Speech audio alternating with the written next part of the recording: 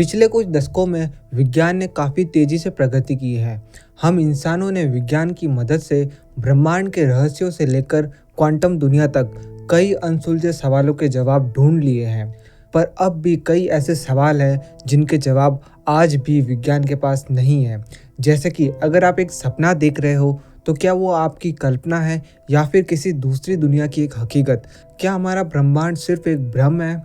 क्या मौत के बाद भी कुछ होता है? और सबसे बड़ा सवाल, क्या हम इस विशाल ब्रह्मांड में अकेले हैं? तो चलिए जानते हैं कुछ ऐसे ही सवालों के बारे में जिनका जवाब विज्ञान के पास भी नहीं है। पहला, हम सपने क्यों देखते हैं? सपने हमारी जिंदगी का एक रहस्यमय हिस्सा है। हम हर रात सपने देखते हैं, जिसमें से कुछ हमें याद रहते हैं तो कुछ नहीं। लेकिन क्या आपने कभी ये सोचा है कि ये आते क्यों हैं? वैज्ञानिकों के पास इस सवाल का कोई पक्का जवाब नहीं है, लेकिन कई सिद्धांत मौजूद हैं। कुछ का मानना है कि सपने हमारी याददाश्त और इमोशंस को फील करने की एबिलिटी को बढ़ाते हैं। सिगमंड फ्राइड के अनुसार हमारी अधूरी इच्छाएं और वे चीजें जो हम असल जिंदगी में करना तो चाहते हैं पर किसी कारण से कर नहीं पाते, वो हमें सपनों के रूप में नजर आता है। कुछ वैज्ञानिकों का मानना है कि दिन भर की थकान और तनाव से राहत देने के लिए हमारा दिमाग सपनों के माध्यम से खुद को आराम और संतुलित करने की कोशिश करता है। एक वैज्ञानिक रिसर्च के अनुसार जब हम कोई सपना देखते हैं तब हमारे दिमाग में मौजूद न्यूरॉन्स इलेक्ट्रिकल सिग्नल्स का आदान प्रदान करते हैं। पर ये क्यों होता है, ये आज भी एक रहस्य बना हुआ है। दूसरा, आखिर ब्रह्मांड क्यों और कैसे बना? दोस्तों, वैज्ञानिकों के अनुसार ब्रह्मांड की उत्पत्ति बिग बैंग सिद्धांत से हुई, जिसमें लगभग 3.8 अरब साल पहले एक बेहद छोटे, गर्म और डेंस बिंदु में अचानक एक महाविस्फोट हुआ और ब्रह्मांड अस्तित्व में आया। तब से आज तक ये फैलता ही जा रहा है।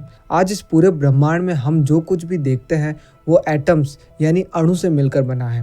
पर आश्चर्यजनक रूप से पूरे ब्रह्मांड का केवल 5% भाग ही एटम से बना है। बाकी का 95% भाग किससे बना है ये हम नहीं जानते। अब तक हम इस ब्रह्मांड को जितना समझ पाए हैं उससे ये पता चलता है कि ब्रह्मांड मुख्य रूप से 3 एंटिटीज से मिलकर बना है: डार्क मैटर, डार्क एनर्जी और सामान्य पदार्थ। सामान्य पदार्थ से ग्रह, तारे, गैलेक्सियां बनती हैं, जबकि डार्क मैटर और डार्क एनर्जी का असली स्वरूप अब भी अज्ञात है। हमें सिर्फ इतना पता है कि डार्क मैटर गैलेक्सीज को आपस में बांधे रखता है, जबकि डार्क एनर्जी ब्रह्मांड के फैलते रहने का कारण है। चूँकि डार्क मैटर और डार्क एनर्जी ना ही दिखाई देते हैं और ना ही हम इन्हें किसी तरह डिटेक्ट कर सकते हैं, इसलिए ये होते भी हैं या नहीं ये भी हम पक्के तौर पर नहीं कह सकते। लेकिन सवाल ये है कि आखिर बिग बैंग क्यों हुआ? क्या इसके पीछे कोई विशेष कारण था या फिर ये बस एक प्राकृतिक घटना थी? विज्ञान अभी तक इस रहस्य को पूरी तरह सुलझा नहीं पाया है। तीसरा, चेतना यानी कॉन्शियसनेस क्या है और ये कैसे काम करती है? हम मनुष्यों में जागरूकता है। हम अपने आसपास के वातावरण को समझ सकते हैं, अपने अस्तित्व पर सवाल कर सकते हैं और अपना मकसद जानने की उत्सुकता रखते हैं और खुद से बातें कर सकते हैं। यही चेतना कहलाती है, जो हमें बाकी जीवों से अलग और सर्वोत्तम बनाती हैं। लेकिन अब तक ये रहस्य बना हुआ है कि चेतना आती कहाँ से है और वास्तव में ये काम कैसे करती है। हमारा दिमाग एक सेंट्रल कंप्यूटर की तरह काम करता है और सभी शारीरिक क्रियाओं को नियंत्रित करता है। वैज्ञानिकों ने दिमाग का अध्ययन कर ये पाया है कि इसमें मौजूद लगभग 100 अरब न्यूरॉन्स आपस में जटिल रूप से इलेक्ट्रिकल सिग्नल्स का आदान प्रदान करते हैं। लेकिन चेतना केवल इलेक्ट्रिकल सिग्नल्स का परिणाम नहीं हो सकती, क्योंकि दिमाग और चेतना एक चीज़ नहीं है। सवाल यह उठता है कि आखिर हमारा भौतिक दिमाग चेतना का निर्माण कैसे कर लेता है। कुछ रिसर्च बताते हैं कि नियर डेथ एक्सपीरियंस और आउट ऑफ बॉडी एक्सपीरियंस जैसी घटनाओं में लोग तब भी चेतना का अनुभव करते हैं जब उनका दिमाग काम करना बंद कर चुका होता है। यह रहस्य और भी गहरा हो जाता है कि क्या चेतना सिर्फ दिमाग तक ही सीमित है या ये शरीर से अलग भी मौजूद रह सकती है। तो आखिर चेतना क्या है और ये कहाँ से आती हैं, यह आज भी दुनिया के सबसे बड़े अनसुलझे रहस्यों में से एक है। चौथा, क्या हम इस ब्रह्मांड में अकेले हैं? हमारा ब्रह्मांड बेहद विशाल है। इसमें अरबों खरबों तारे और अनगिनत ग्रह हैं। इनमें से कई ग्रह ऐसे भी हैं जो पृथ्वी जैसे हो सकते हैं। तो क्या जीवन सिर्फ पृथ्वी पर ही संभव है? अब तक वैज्ञानिकों ने हजारों ऐसे ग्रह खोजे हैं जहां पृथ्वी की ही तरह जीवन के लिए अनुकूल परिस्थितियां हैं। यहाँ तक कि कुछ ग्रह पर तो पृथ्वी से भी उन्नत परिस्थितियाँ हैं। ऐसे में ये संभव नहीं लगता कि जीवन सिर्फ पृथ्वी पर ही फल फूल रहा है। ब्रह्मांड में कहीं न कहीं जीवन जरूर मौजूद होना चाहिए, लेकिन विज्ञान सबूतों पर चलता है, न कि संभावनाओं पर। हमें आज तक किसी भी एलियन सभ्यता का कोई प्रमाण नहीं मिला है। वैज्ञानिक कई दशकों से अंतरिक्ष में नजर बनाए हुए हैं, इस उम्मीद में कि कहीं से एलियंस के कुछ सिग्नल मिले, लेकिन अब तक अंतरिक्ष में सिर्फ सन्नाटा है। कुछ वैज्ञानिकों का मानना है कि एलियंस हमसे कहीं ज़्यादा उन्नत हैं और जानबूझकर हमसे छिप रहे हैं। वे लोग हम पर नज़र बनाए रखते हैं, लेकिन ये सब सिर्फ कल्पनाएं हैं। वास्तविकता में विज्ञान के पास इस सवाल का कोई पक्का जवाब नहीं है। पांचवा, मौत के बाद क्या होता है? ये सवाल सदियों से इंसान को परेशान करता आया है। जब भी किसी की मौत होती है तो क्या वो हमेशा के लिए खत्म हो जाता है, या फिर कोई दूसरी दुनिया, पुनर्जन्म या किसी और रूप में उसका अस्तित्व बना रहता है? विज्ञान के अनुसार जब इंसान की मृत्यु होती है तो उसका दिमाग काम करना बंद कर देता है और दिल धड़कना बंद कर देता है और धीरे धीरे शरीर डिकम्पोज होने लगता है। लेकिन कई लोग मानते हैं कि मौत केवल एक बदलाव है, एक नए सफ़र की शुरुआत है। धार्मिक मान्यताओं के अनुसार चेतना या आत्मा कभी खत्म नहीं होती। इसके अनुसार कर्मों के आधार पर आत्मा स्वर्ग या नर्क में जाती है। वहीं कुछ धर्म पुनर्जन्म पर भी विश्वास रखते हैं, लेकिन वैज्ञानिकों का मानना है कि चेतना केवल दिमाग की एक प्रक्रिया है जो शरीर के साथ ही समाप्त हो जाती है। जब वैज्ञानिकों ने नियर डेथ एक्सपीरियंस यानी मृत्यु के करीब पहुंचे लोगों के अनुभवों का अध्ययन किया तो उन्हें कई चौंका देने वाली चीज़ों के बारे में पता चला। मौत के करीब पहुंचे लोग बताते हैं कि उन्होंने एक सुरंग देखी जहां से तेज रोशनी आ रही थी। वे लोग उसके अंदर खींचे जा रहे थे। कुछ लोगों ने किसी अनजान जगह पर खुद को पाया जहां पर उन्होंने एक अजीब सी शांति महसूस की। क्या ये सिर्फ दिमाग का एक भ्रम है, या फिर मौत के बाद सच में कुछ ऐसा ही होता है? विज्ञान के पास इसका कोई उत्तर नहीं है। छठा, क्या समय यात्रा संभव है? समय जो हमेशा आगे की ओर ही चलता हुआ प्रतीत होता है, क्या हम समय के गुजरने की गति को कंट्रोल कर समय यात्रा कर सकते हैं? आइंस्टाइन की स्पेशल थ्योरी ऑफ रिलेटिविटी के अनुसार गति और गुरुत्वाकर्षण के प्रभाव से समय की गुजरने की गति बदल सकती है। मतलब कि अगर कोई यान प्रकाश की गति से यात्रा कर रहा हो या किसी ब्लैक होल के भारी गुरुत्वाकर्षण में हो, तो उसके अंदर बैठे लोगों के लिए समय धीमा हो जाएगा। यानी कि भौतिकी के नियमों के अनुसार समय यात्रा संभव है, लेकिन वर्तमान में यह सिर्फ एक सैद्धांतिक कल्पना ही है।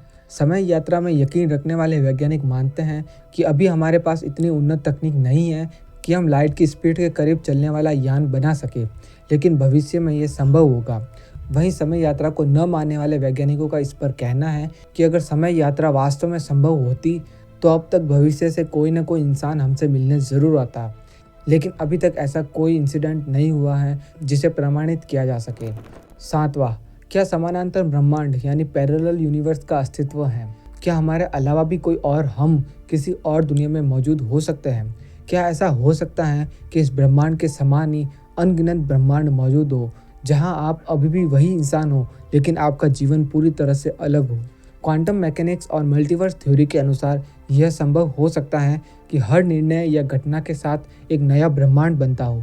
चलिए इसे एक उदाहरण से समझते हैं। मान लीजिए आपको चाय और कॉफ़ी दोनों बहुत पसंद है। अब आपके सामने एक कप चाय और एक कप कॉफ़ी रख दी गई है।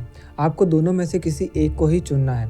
अगर आपने कॉफ़ी को चुना तो एक ऐसा ब्रह्मांड भी हो सकता है जहां आपने चाय चुनी हो। वहीं जनरल रिलेटिविटी और स्ट्रिंग थ्योरी भी मल्टीवर्स के विचार को पूरी तरह से नकारती नहीं है। कुछ वैज्ञानिक मानते हैं कि वर्म होल और अन्य ब्रह्मांडीय घटनाएं हमें इन समानांतर ब्रह्मांड से जोड़ सकती हैं, लेकिन अब तक इसका कोई ठोस प्रमाण नहीं मिला है। आठवां, ब्लड ग्रुप्स के टाइप क्यों होते हैं? हम जानते हैं कि ब्लड टाइप्स कई प्रकार के होते हैं। किसी का ब्लड ग्रुप ए होता है, किसी का बी, किसी का ओ और किसी का AB। असल में हमारे खून में रेड ब्लड सेल्स की सतह पर मौजूद प्रोटीन और शुगर के प्रकार हमारे ब्लड ग्रुप को निर्धारित करते हैं। इन्हें एंटीजन कहा जाता है। हमारे शरीर का इम्यून सिस्टम इन्हीं एंटीजन के आधार पर खून को पहचानता है। अगर किसी व्यक्ति को गलत ब्लड ग्रुप चढ़ा दिया जाए तो शरीर इसे बाहरी तत्व समझकर हमला कर देता है, जिससे गंभीर रिएक्शन हो सकते हैं। इसलिए ब्लड डोनेशन के समय सही ग्रुप मैचिंग बेहद ज़रूरी होती है। आज विज्ञान ब्लड यानी खून के बारे में काफ़ी कुछ जान गया है, जैसे कि ये कैसे बनता है और शरीर में ये क्या काम आता है। पर हम ये नहीं जानते कि इंसानों में इतने तरह के ब्लड ग्रुप्स क्यों पाए जाते हैं। कुछ वैज्ञानिक मानते हैं कि यह इंसानों के एवोल्यूशन का हिस्सा हो सकता है। अलग अलग ब्लड ग्रुप हमें अलग अलग बीमारियों से बचाने में मदद कर सकते हैं। उदाहरण के लिए ओ ब्लड ग्रुप के लोग मलेरिया के खिलाफ अधिक प्रतिरोधक क्षमता रखते हैं। यही कारण है कि अफ्रीका और दक्षिणी एशिया क्षेत्रों में जहां मलेरिया का खतरा सबसे ज़्यादा है, वहां के लोगों में ओ ब्लड ग्रुप ज़्यादा पाया जाता है।